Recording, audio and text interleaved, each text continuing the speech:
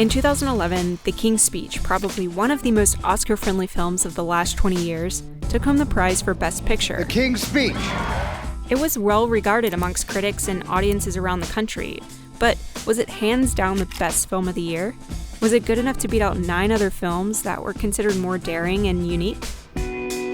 Back in 2009, the Academy switched from a straight popular vote to instant runoff voting, or preferential voting. The Academy wanted to better ensure that the film with the broadest support won.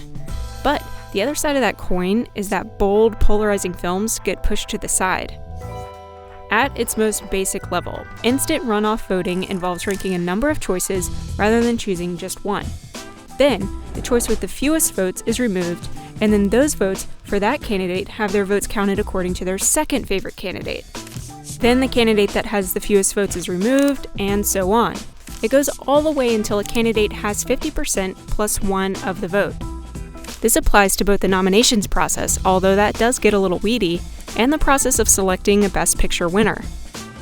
So, how would instant runoff voting ultimately play out in a real-life scenario?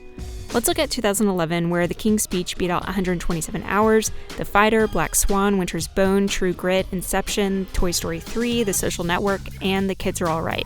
All these films were probably first-place picks on a lot of ballots, and dead last on others. It's very possible that the passionate fan bases of each of these films all had The King's Speech ranked second or third.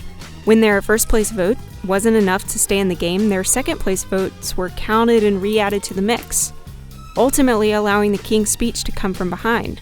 Because The King's Speech had the broadest support rather than the most passionate support, it took home the prize. Wow, what an incredible honor. The new voting system seems to favor a certain type of film. We've had instant runoff voting at the Oscars for 6 years. And fully half of those years have been won by movies about the movies. And I would count The King's Speech as being sort of adjacent to that. The King's Speech is about getting training in speech and elocution and all things that actors have to go through. Think Birdman, Argo, The Artist. The Academy this year is made of 6,291 film industry professionals who probably enjoy movies about themselves. They might not rank a film about showbiz as number 1, but many might place it second or third, which is precisely where it's most dangerous. In 2005, before instant runoff voting was instituted, Crash won Best Picture. And the Oscar goes to Crash.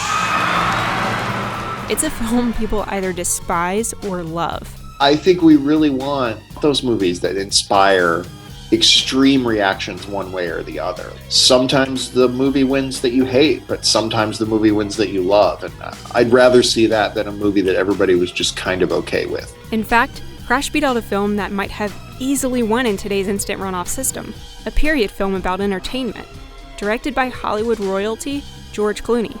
Good night and good luck.